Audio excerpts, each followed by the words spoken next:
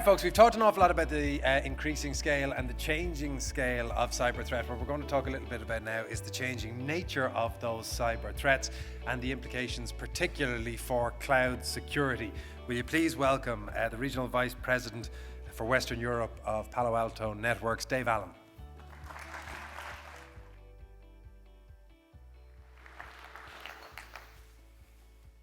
Must change the photo. Good morning, everybody. So there are only two pressure places to be in a presentation like this, one of which is in the bit at the end of the day before you go to the bar, and the other of which I recognize is the bit when you're running a slightly late and before releasing the first coffee of the day. So I will try to make this compelling and a bit of fun on the way. So the topic for me was around cloud and cloud security. So I figured I would go back a little bit first, though, maybe ask you a question and start hopefully with a, he said hopefully pressing the right button? Oh no, I'll tell you what, press that button. There we go.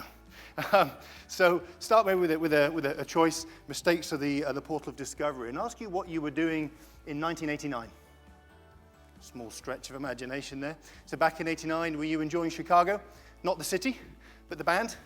Listening to Look Away? If you were a technologist, you maybe just bought yourself a 486. If you were a medical researcher, you were probably about to have the very first of a cyber ransomware experience. If you were doing AIDS research at the time, then you would be going on, you'd be plugging into your, if you remember the ASCII text, the blocky text, and you'd be putting in a boot disk that talked all around AIDS research from a somewhat disenchanted man called Dr. Joseph Popp. And he was disenchanted with the World Health Organization, so he wrote really one of the first Trojans, the AIDS Trojan. And after 90 reboots, the screen would lock. You would a little screen that would come up and say, hey, if you could post me a check to this address in Panama for $189, at some point I'll respond and unlock your stuff for you. And that was one of the first examples of where ransomware came. And so when I looked to the concept of the changing threat, then I did a bit of research from our own threat intelligence and looked at what's been going on potentially in Ireland in the last 90 days. Actually, the little chart on the top there, top right there, is my ability to use the tool. So, so that's starting from the 1st of September. So I just said, let's have a look at the last few months. To give you an idea what this kind of shows you, in the middle chart there, you've got which industries, so securities and finance, unsurprisingly heavily hit. On the left-hand side there, what type of applications, web and email still being the most common vectors. And where are the threats coming from, and what type of threats are they? And this is important for you because if you look at all these different hotspots of where they're coming from around the world, the destination of that particular analysis I pulled is here. So that particular threat analysis was all around what's gone on against Ireland in the last bunch of days. And if you look to the bottom right-hand chart here, the reason I start with the ransomware story is still one of the most prevalent things that showed up in our threat intelligence is Locky. So Locky is the current version of malware and ransomware. So when I look at this, I was tempted to call the first slide, who did you annoy? And the answer would be everybody in the world, and then look what they're all doing. But also an awful lot of the attacks here originate from here. And this looks at about 250,000 transactions and around about 45,000 unique malware versions seen in that time. It kind of drops off, interestingly, just at the start of February. And from a Locky perspective, which probably means it's being replaced by a different variant of the same thing. So when you look to what's changing in the world of cybersecurity and the world of threat, the threats are evolving. The nature of how these types of things are happening is changing. But at the same time, in some senses, there's some consistency to it. And I think that becomes quite important when we look to what the cloud is. So what are the guys looking for? And the reality is, data is the new oil. So I think it was Martin at the very start talked around, they're not necessarily getting in just to disrupt you. They want to get stuff out. They want to go steal stuff. They want to take things. Some of it's inconvenience. Ransomware is a multi-billion-dollar industry these days as one example. But a lot of it is around hacking crown jewels. There's obviously, we all know, government-to-government espionage, all sorts of things. The thing around online voting and stuff came up earlier. There was something to do with elections. That's obviously been pretty popular recently. And so when you go back to 2007, if you have a small place in the Baltics called Estonia, then they had a bit of a dispute with the Russians around moving a big statue out of the city. And next thing you know, the entire country is under a denial of service attack. All sorts of things there. Still one of the only countries in the world where you can electronically vote from anywhere around the world and have a concept of country in the cloud. So data is the new oil. It's the new IP, and it's what all of us have more and more of every day. And those of you buying things like storage technologies are always wondering how the hell to save money because you're not supposed to delete it.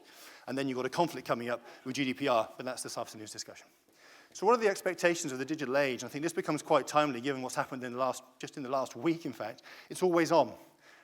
It's available anywhere and everywhere. It's hugely dynamic, flexible. I pay to consume what I want. And then this concept of secure by design. And I think that is a desire and not necessarily the deliverable that is currently experienced by most people. And I think even in the last few days, for those of you who are using certain types of web-based applications, then you'll be probably aware of Amazon's East Coast zone challenges in the last few days. So certain programs and certain analytics started to disappear for a period of time as they actually had a problem with the storage infrastructure layer. So nothing lost, ultimately all things back online, but I think an interesting warning bell for what we do and how we build our architectures to take advantage of the cloud whilst at the same time take control and accountability. And if I had one thing I would, in the spirit of candor, marginally disagree with Rick's presentation, which I hugely enjoyed, it would simply be that he said accountability passes out away from you. And I would argue that accountability and responsibility never leaves you because you'll always be the one with the problem at the end when something happens. So when you look to the barriers to cloud adoption, there are lots of different things. I think, go back 5 years ago, then people were talking around what is the cloud, and that was the big philosophical discussion of the day. Cloud is real, in the now. I mean, it's Amazon, I think $14 billion, still growing at north of 50%. On an annual basis. That is absolutely phenomenal. Microsoft with the Azure platform, just to quote two of the bigger of the public clouds, IBM SoftLayer, there are several major players here. And then there's all the range of cloud security providers that don't quite get that tag of public cloud, but in reality are still outsourced services and outsourced companies providing consumable services to you. And the biggest barriers, really, this is an IDC survey. Two of the primary barriers, and both hugely relevant for the era that we're in right now. Security is one, and the other, which again will come up again and again, and this was conducted last year, but is around regulatory and compliance issues. And I know we're going to spend some time this afternoon on GDPR, but all that is doing is almost polarizing the challenges around security overall and making it less deniable for companies and organizations. So security becomes one of the biggest barriers to adoption. And when you think about what the cloud has done for business, then it's really changed responsibility lines. So there was a time when the IT department was responsible for delivering everything. And that time, let's say, was 7 or 8 years ago. And then this cloud thing appeared, and everyone said, hey, well, I can get stuff faster than you can deliver it to me by spinning it up in these things called Amazon and otherwise. So I can get my credit card out and get a machine up in minutes, whereas IT tells me 6 weeks to deploy. And I think that evolution of that process and then the emerging rise of SaaS applications, which I'll drop into in a second, have really changed the control points for most organizations. It's very easy to spin up services without ever talking to your IT department, and specifically then within that even your security guys. There are lots of different ways to work and bypass those, in theory, corporate controls. I think the other thing that's happened at the same time, linking to the kind of the idea of IoT and otherwise, is as everything else has become networked and increasingly networks, then the threat landscape is the heroic term we love to use. The threat landscape gets even broader. Control systems for power stations, critical national infrastructure. All of these things start to converge in and around certain types of network, and none of those necessarily were going through some of the traditional means that organizations had and structured in terms of how to go about security. So all of this means that in reality, for every world right now, in most companies, you have a real mixed environment. And so if you imagine on your left, on the left-hand side, the idea of your controlled area, your data center, the services that you're providing in whatever way, shape, or form, virtualized, not virtualized, in some way, shape, or form controlled, then that's one side. Then on the other side, there's all these other applications. Out of interest, number of Office 365 consumers in the room? Quick show of hands. Unsurprising, pretty high, right? Potentially Box, Dropbox. Those that think people in their organization are using Box and Dropbox but aren't sure? Usually slightly more hands, right? And this is where starts part of the challenge comes in. And I deliberately draw the guy in the middle there with the green line to what you want them to do and you think they have, versus the red line, which in some way, shape, or form will be your hybrid reality. Okay, so you've got control points of how they're doing certain things, but in reality, they're consuming applications and various different things in lots of different ways. Our research suggests that most organizations think they're using around about 60 SaaS applications, but underlying, they're using hundreds. And it's interesting, I was talking to an aerospace company last week. So we're actually locked down with all these things. We're not the same as the automotive guys. We've got super secure. You dig into it for a moment. Well, actually, I've got guys emailing stuff around the cloud, and we're using 365. Okay, well, that's outside. And I think they've got some stuff on Dropbox, and so just the alarm bells all start ringing. And those are done for good purpose. The cloud offers flexibility. The cloud offers economics. And security, like anything in life, is a risk evaluation. How much money do I spend versus the risk and the protection I want to afford myself? So the reality, I think, what we see most times at the moment, and all your Gartner surveys and these things will tell you this, is around about 25% of companies now are looking at almost completely in the public cloud. The vast majority are looking at hybrid, so some form of, I do some of it myself, and I obviously consume external services. Some of that through infrastructure consumption, and some of that through possibly SaaS and specific application consumption. So I figured I would just maybe make it for a moment just to make sure there's a few critical understandings, I think, around defining these three things. And this really links back into that commentary around responsibility. So the first thing is the private cloud. So the concept of in the private cloud, this is where you're doing it yourself. You're using a variety of technologies. Probably, most likely these days, you are virtualized in some way, shape, or form, be it with VMware or with Microsoft. You're providing a range of things to your users, and you know that you're responsible for your security. You know you're responsible for all your applications and all your users and everything that goes on inside your environment. And that is the private cloud. The benefit of private cloud versus the old days of just data center really is virtualization technology has provided flexibility and cost efficiency in terms of consumption. Okay. Then you go to the public cloud. That's where the lines start to blur. And so for context, I'll use Amazon and Microsoft as the two here. But they own the infrastructure, the physical network, the layer, all the things went on last week. There was the storage layer, the network layer, the server layer, possibly up into the operating system and even the hypervisor you might be using to consume it. But what Amazon and Microsoft will tell you fundamentally is that they're responsible for the security of the cloud. This is where they talk about partnership in security. You're responsible for your security in the cloud. And I think that's a real nuance that people need to understand, which is why I say about that responsibility piece doesn't really leave you. So in that sense, once you're consuming the cloud, you've decided to consume infrastructure as a service, you're going to stick workloads, applications, data, you're going to give access to those things, and you're going to be the one in control of that. And so when you start to think about that, you've suddenly got to think about, well, how do I secure myself inside that cloud environment? And the cloud offers many things. It offers all that consumption flexibility. But again, there's a risk point, and you need to think about how your strategy for security will deploy you and take you into that direction. And then I think the last one is the SaaS side of things. So Office 365, Salesforce.com, and a Workday, Concur Expenses, some of the more popular, kind of quite commonly consumed business applications. And in this situation, those guys are taking responsibility for the deployment of the platform, the application, and everything that you have within that.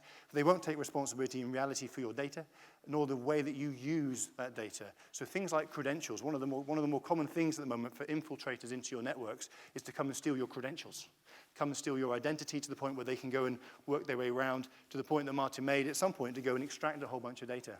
If I can get access to your sales environment, I can pull out your pipeline. If I'm a competitor, that might be interesting, right?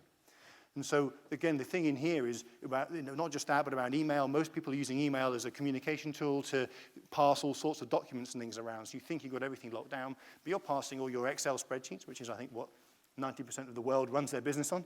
You're passing those things around. A lot of your crown jewels are flying around in those environments, and you're responsible for those. So when we look at what this is, just in case I missed the point, responsibility is with you.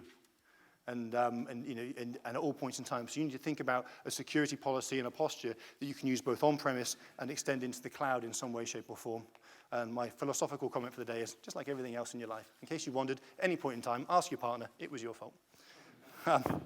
So then we're flowing to the cloud for a moment. So somewhat contentious for cloud suppliers, but in a sense, there is no cloud. I mean, it's somebody else's computer. And the Amazon story shows that. It's got masses of things around consumption and flexibility. Only someone like an Amazon could release 1,000 new features a year. So the scale and the magnitude of what it has is huge. But just remember about the attackers, they don't care. As far as they're concerned, you've helped, amongst all of us, we've helped stick all of our crown jewels into a big place I can go focus on an attack. And so that's, arguing with me, that's a good news thing. But their intent is purely to gain access and execute their goal. That's all they want to do. They don't really care where it is. So are the security risks different? And kind of the reality is no. I mean, some of the methods, if you look back to that threat landscape thing I started with, email and web and consumption such like are still two of the most common threat vectors for how people will find you and infiltrate you. And there are the common thing in life, only two types of companies, those have been hacked and those who don't know they have. I think that's a little bit pessimistic. But the reality is that the process they'll go through is similar. In some way, shape or form, probably infect the user or infect the endpoint or do something, gain some control, move around laterally, have a sniff around in your environment for what they're truly after, which is often not the initial thing that they compromise.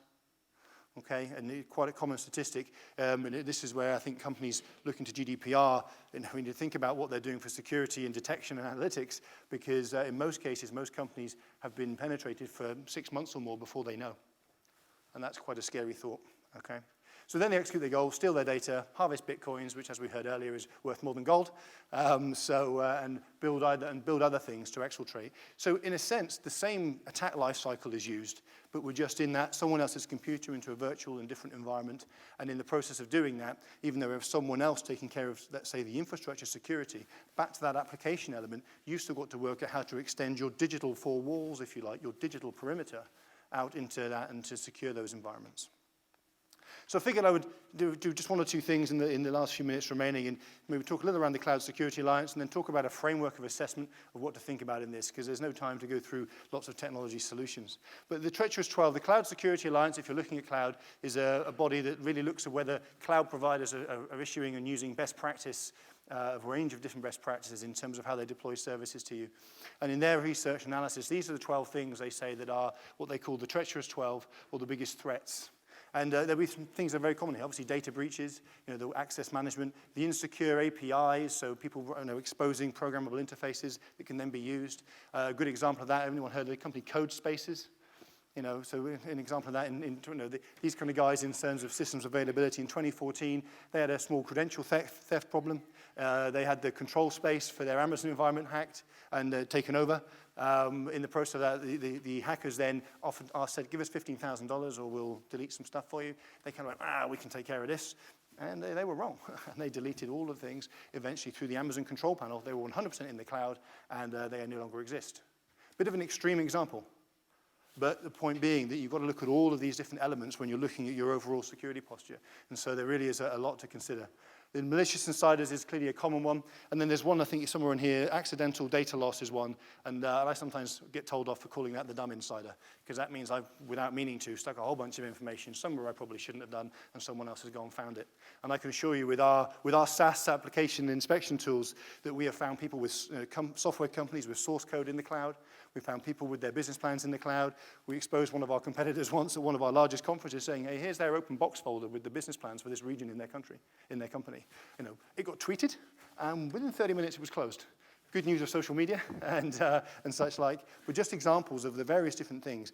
None of these are necessarily different to your in-house considerations, but you need to keep them for your out-of-house consideration. If you go to the CSA, you'll find a whole range of information around this. There's a great white paper around these threats if you're looking to learn a bit more. Considerations. So and as I'm going into the cloud, what do I need to consider? The same stuff, my data. Where is it resident? What am I doing with it? Obviously, with personal health, identity, the PCI side of things, if you're processing payments, all of those kind of things are things you need to consider no matter where you're putting things in the cloud. And quite often, the first thing when we ask the customers is, do you even know what it is really that you're trying to protect? And the answer is, well, I'm not entirely sure, so I'll try and protect everything. And then costs go out of control, and I don't quite know how to classify that. So the reality is that when you're trying to boil down to the real crown jewels of your organization, then that unsurprisingly, how to classify and how to analyze your data in the first place and know what you want to put where is key. And then being consciously competent that you do know where it actually is, which is usually the next stage. I don't know where half my data is a reality for many organizations when you dig deep. On the business control side, you've got to have the governance. Governance has to include cloud. You've got to have things around GDPR, come back to that responsibility piece. And GDPR is a massively subjective discussion right now. Lots of nebulous statements around state of the art and otherwise. But at the end of the day, it's not going to be one of your cloud providers or someone else that's going to be sat on the front page of the news disclosing your breach. You're going to be in a contractual tie-up with them, possibly saying, well, you didn't do what you said you were going to do. But actually, you're still going to have the problem. You're still going to have the brand problem and the PR problem and the notification problem and all those things. So although they need to step up on that, I think in that consideration, there's only so much you can ever do. But you need to make sure that you've done, I think, especially for GDPR, arguably, literally, arguably, the most that you can or what you consider to be enough to have taken all the due course and measure to drive that. So I think the other thing that's going to drive, if you are already contracted with service providers right now, is reviewing the contract. And again, that links a little bit into GDPR still in terms of that's going to mean many contracts will need to be reassessed. But at the same time, if you're going into cloud at all, whether you're there or not, or you're planning to go, this is a massive, massive consideration for you. So last couple of things, and then we'll close, and hopefully I'll let you alleviate the coffee. So in terms of defining state of the art, so we did a piece of work with PwC some time ago to define what we call the kind of a cyber risk assessment framework. And really it's a set of steps and processes around the priorities, the governance, the risk strategy, some of the classifications I've already mentioned. And then really when you get into how do I protect myself in that environment, the idea of observing everything. Visibility is the foundation of security. If you can't see it, you can't stop it. If you can't see it and it has already happened, you can't go and find it either. You've got to have visibility as part of that. I think the days of email and web are still very popular threat points, but the reality is malware is very advanced these days. And so you need to be looking at users and applications and linking back to the Watson, behavioral analytics, all sorts of different things that come together to help you using visibility and those analytics to find out who's doing what. Should John be logging into the finance system on a Wednesday at 2 p.m. when we think he's actually in Tokyo and doing something else right now? These things will all trigger different types of alerts for security. So, in the process of doing this, the principle has to be, how do I block all the known threats? So everything that we know, how do I make sure I know as much as I can using threat intelligence services to block all the known items? And then using more advanced technologies for the zero-day side of things, the first time they've been seen, the first types of threats. And those are the ones I think that scare more people right now. And there are a variety of technologies for handling all of this. And then, of course, we'll focus from our perspective as Palo Alto Networks on the prevention side of things, prevention and understanding and really trying to minimize the opportunity of a successful cyber attack. You've still got to have process in place for when various things happen, no matter what you do, and the incident response and the analytics side of things. And I guess I share this as a practice if you're thinking about cloud or whether it's even on-premise. These are still the same steps you need to think about. And the cloud just adds a further layer of complexity because you have to consider third-party services and how you'll consume it. That, by the way, the PwC assessment is available on their website, I think, as a downloadable white paper, again, if you're looking at that and how you're doing threat assessment overall. So in kind of closing up, lots of different ways to approach security in the cloud, but I think the basic language and consideration is similar. I think most people are going to end up in a hybrid environment. So that's part one. Segmentation is two. Segmentation meaning separating out the financial systems from the factory control systems, from the user access cell or the sales systems, whatever those things may be. And in some cases in the virtualized world, we're talking around nano-segmentation. So the idea is I spin up a virtual machine for the moment really I need it to run a transaction, then I destroy it and I move on. The idea being to make it so, to minimize the opportunity for an attacker to find it, see it, and do something for it before it's moved on. So you go into some areas in banking and such like, and they're looking at this type of methodology, using technologies available to you, but just using them in different ways. And so then you've got to clearly consider how you get in and out of the network world, but from a gateway and access perspective, but clearly also how your users are working outside of your control. And so you've got to look at that from a SaaS point of view as well. Most people are consuming something in the SaaS worlds, and they don't need to be on your network to do that. So how do you have inspection on that? Our position on this would be the only way to get all of these things and make it work properly would be to do something that's automated and integrated at the prevention end, because that's the only way economically to actually combat the reality of the rising wave of people. There was a stat earlier around connectivity of devices in terms of how many billions of things are connecting to the internet. And if you think about users, it took us really the last kind of 20 years, more or less, to get about 3 billion users connected on the planet. Projections are it'll take us 5 to get the remaining 3.5 to 4 billion. So two great things there. Lots of great opportunity for those of you delivering services and finding clients and using the web. bad news at the same time, that's bound to proliferate a whole bunch of new people also looking to do bad things on those networks as well. So it'd be wrong for me to be a technologist and not stick a crazy diagram here like this. So I guess when I think about, as a closing statement, everything when you're thinking about with your on-premise environments, through from the threat intelligence in the cloud, how to understand what's going on and take advantage of all the different things that are happening around the world and learning from those in an automated fashion. How to go from the endpoint through the data center and out to the cloud in a consistent and integrated automated fashion. That's what we do.